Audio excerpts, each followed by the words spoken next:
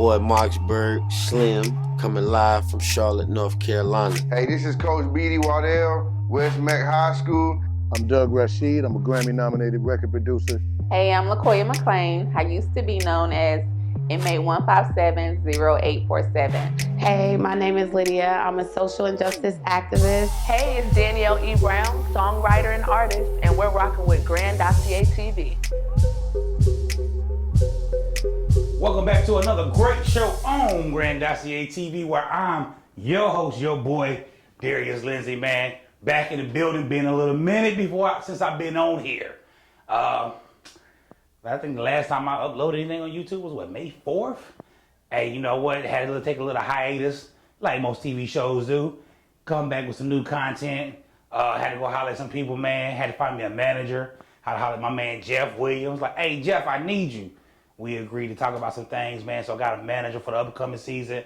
Hopefully gonna get some other people coming on, like different format. New people gonna come. We're gonna be at a lounge doing a lot of things. Man, just got a lot of different things coming in the works for the show, just so we can make it the #1 show on YouTube.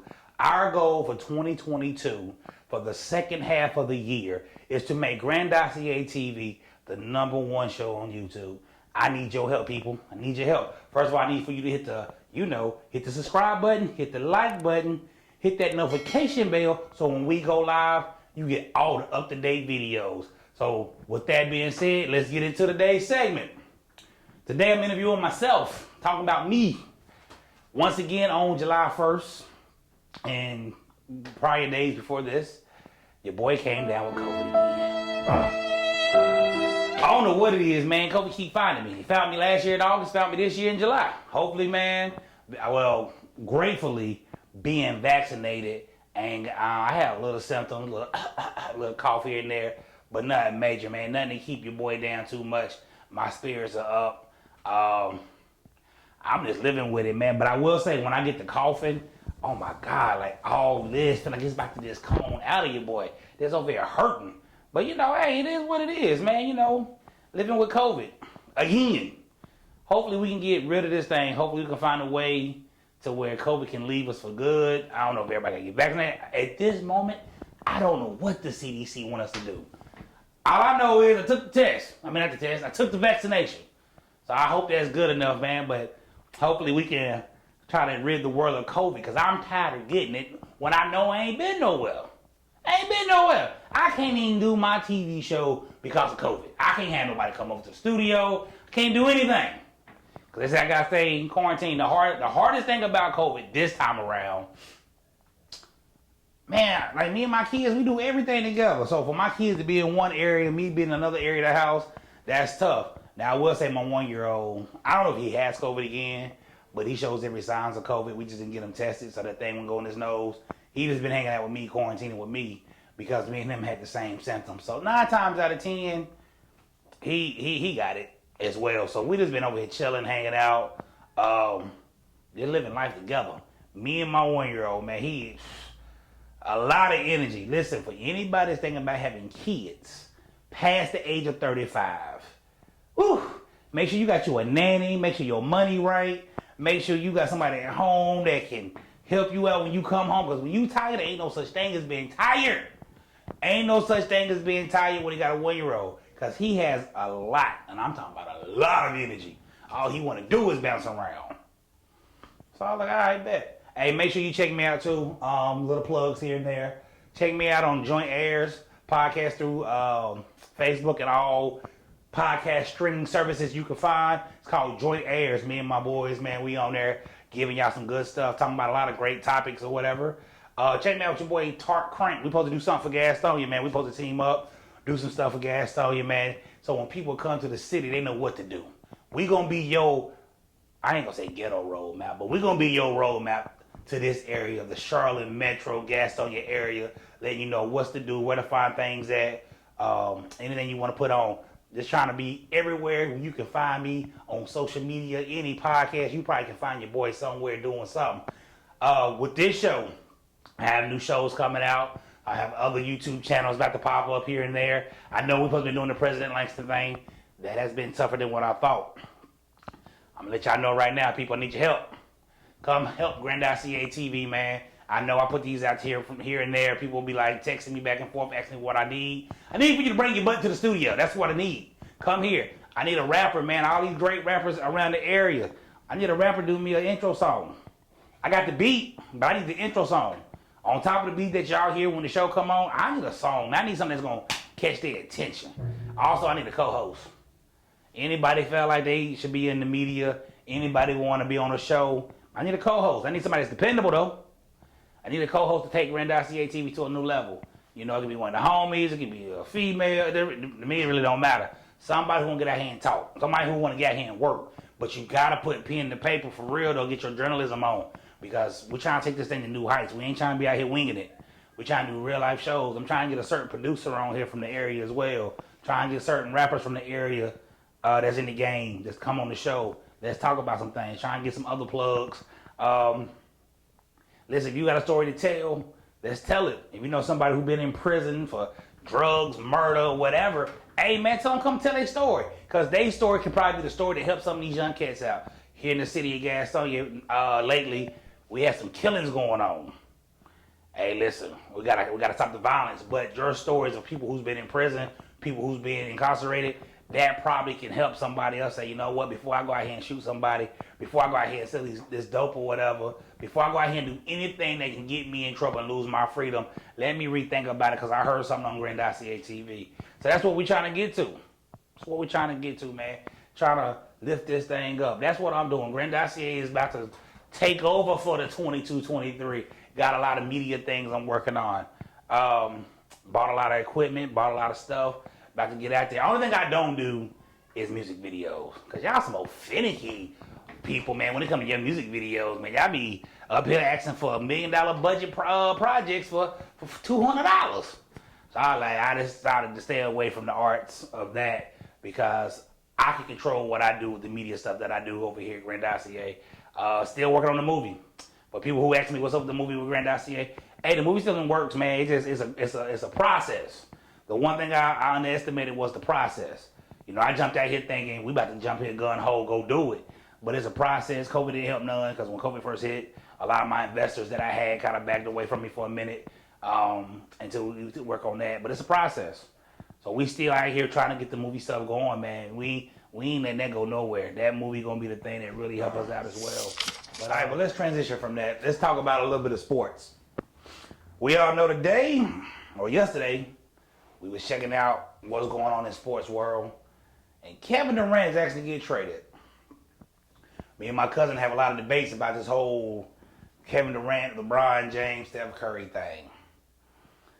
You know, he was saying that we don't keep Kevin Durant accountable like we do LeBron. The only thing with that is, we all know when Kevin Durant left OKC to go to Golden State, he blew his chances of being in the GOAT conversation. You joined us with a 73 and 9 team, your chances are blown. You can't be the GOAT. It's already gone. So with Kevin Durant, you know, leaving the Nets now and want to go somewhere to another number one team, like that discussion is over with. That's not saying he can't be the best person in basketball because his talent wise, but we just talking about overall GOAT to the game. Now you already know Kevin Durant done shot that. He done shot that shot. And that's a terrible fail. The thing with LeBron though, man, like, you know, we keep talking about him being the GOAT or whatever. The one thing I'm gonna say about the GOAT that I love named Michael Jordan, when Jordan was in the world of playing basketball, nobody else won. When Jordan got to his peak, when Jordan got to his all powers, he got to the level where couldn't nobody else really see him, Jordan didn't lose. With LeBron, listen, going to the finals 9 times, that is impressive. Not gonna lie to you. That's very much impressive. I'm not gonna take that away from anybody because, you know, most people couldn't even get back. Barkley got there once. Patrick Ewing got there twice. Karl Malone got there twice. A lot of people can't get back. But dog, you lost a lot more times than you won. You won 4 times. You went somewhere 9 times and only got there 4 times to win it. Like, come on, man. Like, don't do that. And then, you know, another thing that people fail to realize with LeBron as well, you know, you want to play team owner, you want to play team GM and all this stuff. You go to these situations, you ruin teams. Like, T.O. name was Team Obliviator that Skip Bayless gave him. Like, y'all do know LeBron does the same things. Now, he doesn't do it from a bad standpoint, but he drives all young talent out. Instead of really cultivating that talent, he drives it away. You can say what you want to. Everybody say, well, Scottie Pippen didn't win nothing without Jordan. That's true, but guess what? Jordan took the time to build Scottie Pippen. Because don't make it seem like we knew who Scottie Pippen was. But we did know who Brandon Ingram was. We did know who Ball was. We did know some other young cats. It's not like, LeBron going to these teams. We know who AD was. We knew who Kevin Love was. You knew who Kyrie Irving was. You knew Dwayne Wade. You knew Chris Bosh. So it's not like he started from like a team with no talent. Like, they built around him, just like the whole Kevin Durant and Kyrie Irving situation.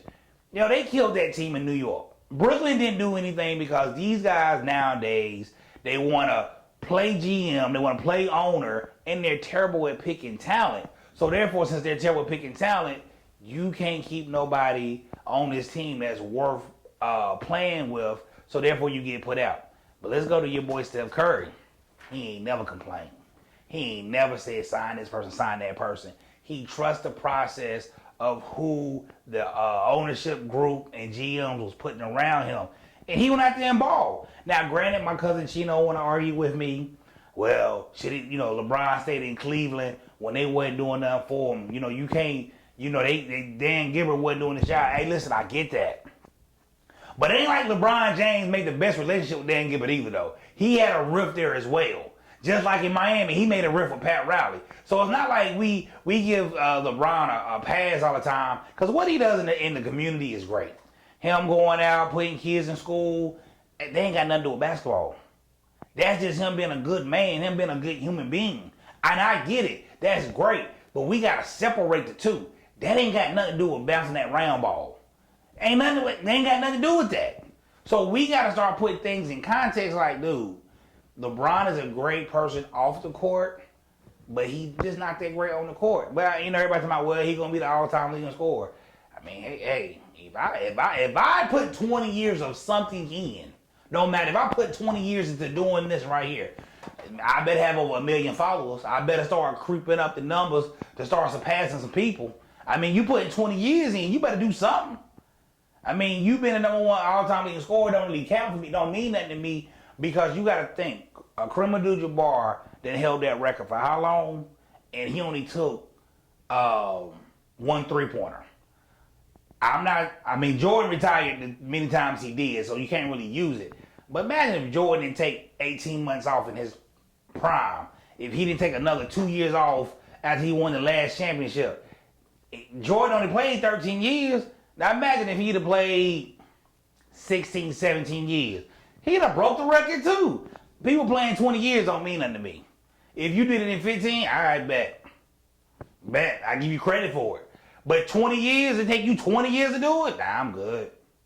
Especially with the amount of three-point shots you take. Kareem Abdul-Jabbar didn't have that. He didn't have that in his arsenal. He didn't get to take those type of shots because it just wasn't there when he first started playing, and the three-point shot wasn't really big at the time. So it's not like he was on a team to where, they taking them type of shots. So therefore, he was doing this with skyhook. He doing this with layups. LeBron take a whole lot of threes now. He be pat stacking because they be getting their butt whoops. All he can do is stack them pack. All he can do is get them points on there. That's all he can do. So don't make it seem like Bron is out here just killing the game, bruh. And everybody want to say, well, we grade everybody by championships. Nah, when you in the GOAT conversation, it's about what your team doing. It's about the playoffs. It's about MVPs. It's about some stats. I had the numbers. But then when you get to that, who's the greatest of greats? Yeah, you got to have rings. How can you ever be great at something if you never accomplish the situation? Everybody want to throw up, well, Bill Russell got 11.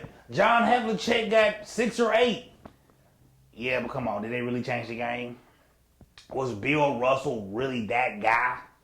Think about it. Bill Russell played with all those Hall of Famers. Free agency wasn't even established. And I get what my cousin be saying. Well, he can't control the area he play in. Nah, he can't control the area he play in, so therefore I can criticize him. Therefore, I can say something bad about Bill. I like Bill Russell. But Bill Russell and Dwight Howard got the same stats. The only thing that separates Bill Russell is he played on a team that won it every year with about 8 teams in the league at the time too, though. But him and Dwight Howard got the same stats. Are we saying Dwight Howard, if he win a ring or 2, he's the greatest? Come on, get out of here. That's like saying Draymond Green, because he got 4 now, is part of the GOAT conversation. Nah, get out of here with that. Get out of here with that. You got to have MVPs. You got to have scoring titles. Like, you got to be the greatest of the greatest. Have LeBron James, his whole career he's been playing, been the greatest of the greatest? No. No. The only time you're going to say LeBron, all the time you're going to say Michael Jordan probably was not in that category of being that great was the last 2 years at Washington. But guess what? His last 2 years at Washington was better than Kobe's last couple years. His last 2 years at Washington was better than a lot of other people's great last years. And this man was like close to 40. As a matter of fact, he was 40. So everybody talking about, well, LeBron James, he's 30. Man, he's 37, about to be 38. Now, when he crossed over 40 and he's still averaging 30 points a game, I ain't got nothing to say. But let's be honest. Y'all trying to tell me the NBA ain't weak. Y'all trying to tell me the NBA ain't weak. Y'all letting that little boy 6'3" from San Francisco out there just get busy on y'all. Y'all ain't telling me back in the day he want to caught the elbow and be out the game. I ain't saying play dirty, but I'm saying you can't give me that the NBA ain't this soft league now. So you can do things like that in year 20. That's why it's not impressive. The rules now, football and basketball, caters to a point to where you can't get busy like that. You think some of these big receiving numbers in football would have been the same in the 90s? You think Tom Brady would be 40 in the 90s still playing football? Nah, come on, man. No.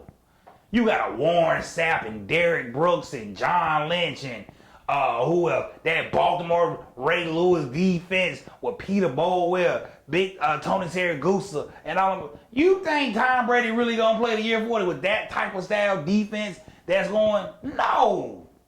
Man, that NBA cater to LeBron and them boys because they don't want LeBron to go nowhere. They cater to Tom Brady in the NFL because they don't want those big names like that to go nowhere. I'm gonna be honest with you. NBA, with you not having your kids and not having these players really go to college for 2-3 years, it's starting to tell. Because one-on-one, dribbling, dunking, shooting one-on-one, them boys look good in NBA. Team concept, some of these guys we thought should be number 1. Them guys terrible, dude. They didn't go to the G League, develop a little bit more, come back. NFL got it right. NFL said you can't go nowhere until you do 3 years removed from your high school experience. And I think that's what it should be like that in the NBA as well, because the NBA is getting really weak as far as talent. It's getting really weak and soft as far as the physicality, man. Basketball ain't no scrub league, man. Basketball used to be some type of, I ain't saying clothesline nobody. I ain't saying go out here and fight. But at least can we play some defense? Y'all know like I know what LeBron's doing as far as the points thing is not impressive. Because when the last time the NBA played defense? I'll wait. Just let me know when the last time we had defense in the NBA. Right, point exactly, never. It's been a long time. Been since 98. The last time we really had some good defense. And I give the early 2000 Lakers credit. They played a little bit defense in, but it ain't the same. Hey, but with that being said, man, y'all make sure y'all holler back at Grandosiá TV. We're going to have more sports analysis on the way. You know what to do. Subscribe, like, share this video. Let's get on this thing.